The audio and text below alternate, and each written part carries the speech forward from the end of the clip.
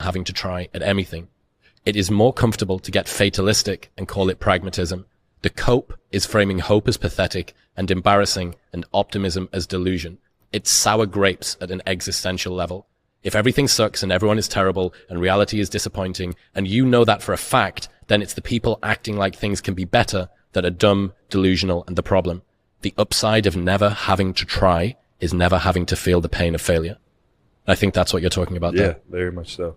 And I think that even that applies to all aspects of life. And what really pushed me to like learn these lessons, again, I'm not like a psychologist or educated like that, but I've lived a lot of life and I've had a lot of ups and downs.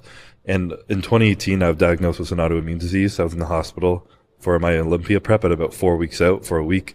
And I came out and I didn't know if I was going to be able to compete. I didn't know if I'd be even healthy ever again. I thought everything was going to be taken away from me. And I got through it. I came second at that Olympia somehow. And it was like a battle to the death of numbing everything and just suppressing anything I feel and just trying to focus on bodybuilding. And I did that for about a year and a half. And this whole mindset I built around it was this fear that I'm going to get sick again. I need to quit bodybuilding because I'm going to get sick. I don't have control over my health. I'm going to get sick. And I'm just this constant fear was looming over my head because if I got sick, then I could be like, I knew I'd get sick.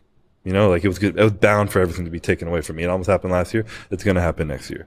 And I was just living in that to create, to almost prepare myself, to create a little safety blanket, like you said, to just be like, okay, when it happens, I can say, I told you so, I was right, and I'm ready for it, rather than leaning into actually enjoying life and kind of moving past that.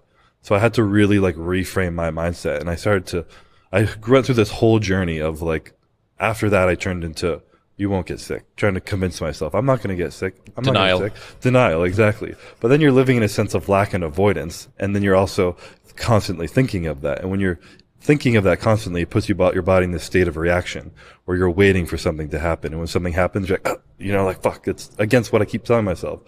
And then I switched to telling myself, no, you are healthy. Instead of thinking not and then lack, what do you want? Be like, you are healthy.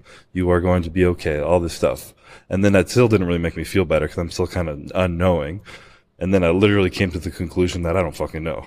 I was like, the only truth right now is that I don't know what's going to happen, but there are measures I can take to take control of my health as best as I can. And the rest is up to the universe. But if the more I stress about it, the more I think about it, it's creating more of this state of reaction myself. It's taking me out of the present moment to be able to enjoy and perform the way I know I can. I'm not able to enjoy it. And I still battle, of course, sometimes. I didn't just forget about it.